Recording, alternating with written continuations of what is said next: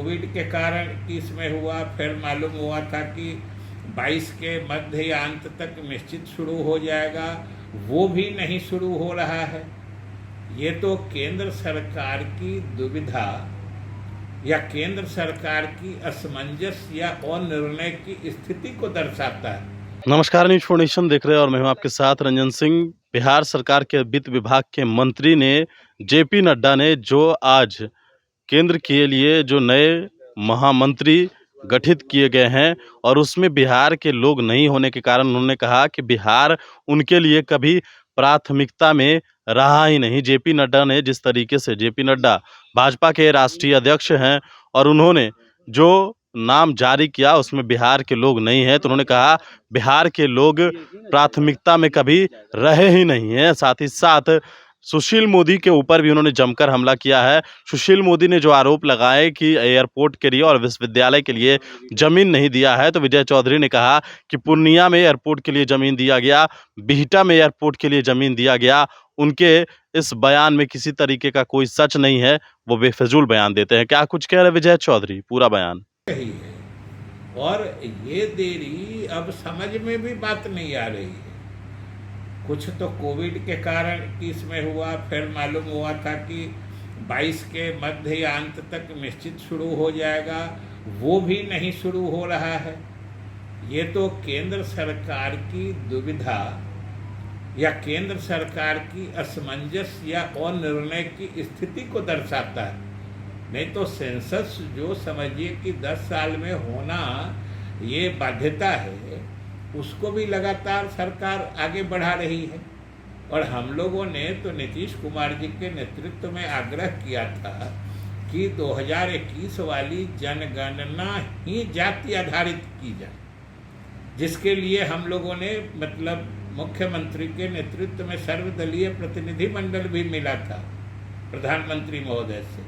और उसमें भी हम लोगों ने रोहिणी आयोग की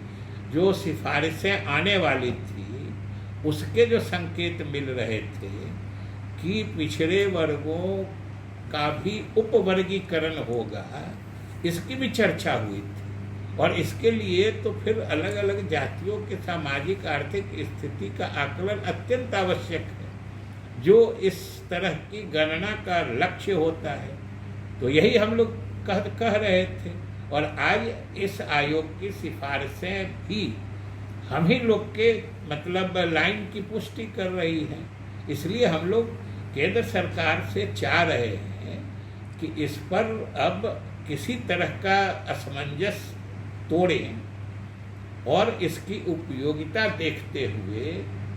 पूरे देश में जो हम लोगों के विधानसभा में भी सर्वसम्मति से प्रस्ताव पारित करके भेजा था, उस समय हम विधानसभा अध्यक्ष थे, मुख्यमंत्री जी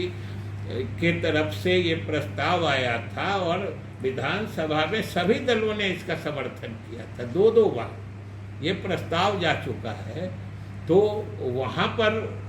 वो करें, नहीं तो कम से कम केंद्र सरकार की तरफ से न्यायालय को भी कहें कि बिहार सरकार को करने की अनुमति दे दें। हम लोग तो काफ़ी काम आगे बढ़ा चुके हैं और न्यायिक हस्तक्षेप से हम लोग का मामला रुक गया है। नहीं तो बिहार सरकार तो हर हाल में जाति आधारित गणना कराना चाहती है, और ये बिहार के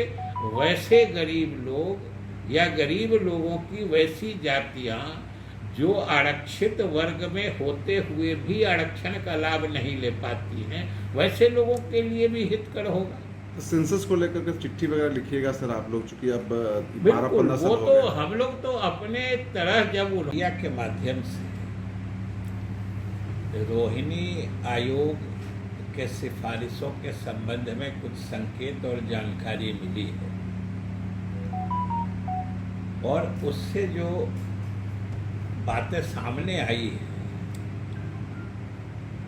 उसने बिहार सरकार और मुख्यमंत्री नीतीश कुमार के निर्णय कि जाति आधारित गणना कराई जाए, इसको बल मिलता है। क्योंकि रोहिणी आयोग का गठन मोदी सरकार ने ही 2017 में, जो अन्य पिछड़े वर्ग हैं उनके विभिन्न जातियों के बीच आरक्षण के लाभ किस तरीके से मिले हैं अलग अलग जातियों में, उसके अध्ययन के लिए ये आयोग बनाया गया था। और उन्होंने जो निष्कर्ष निकाला है, आयोग के रिपोर्ट में जो बातें प्रकाश में आई हैं, उसके हिसाब से ये इनका फैलाव विभिन्न जातियों में, आरक्षण के लाभ का फैलाव विभिन्न जातियों में न्याय संगत नहीं है। इसलिए आयोग ने पिछड़े वर्गों को भी 4 उपवर्ग या सब कैटेगरी बनाने का सुझाव दिया है, और जो 27% का आरक्षण है उसको भी उसने चारों श्रेणियों के लिए अलग अलग प्रतिशत निर्धारित करने की सिफारिश की है, क्योंकि कई जातियां ऐसी हैं जिनको कहीं भी किसी स्तर पर लाभ नहीं मिल पाया है। तो आखिर प्रश्न ये उठता है कि अगर अलग अलग सभी जातियों की सामाजिक और आर्थिक स्थिति का अध्ययन या आकलन या गणना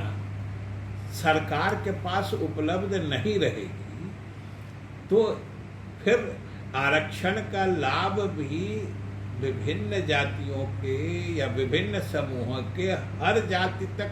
फैलाने का काम कैसे सरकार कर पाएगी। आज उसी आंकड़े की जरूरत है जो बिहार सरकार का निर्णय जाति आधारित गणना कराने का रहा है। उसके माध्यम से जो आंकड़े आने वाले थे, जैसे चाहे पिछड़े वर्ग हो, सवर्ण हो, दलित हो, जिस भी वर्ग के हो, अल्पसंख्यक हो, उनमें भी जो अलग अलग जातियां हैं उनके सामाजिक और आर्थिक स्थिति का सर्वेक्षण और आकलन कराना ही इस गणना का उद्देश्य था, जो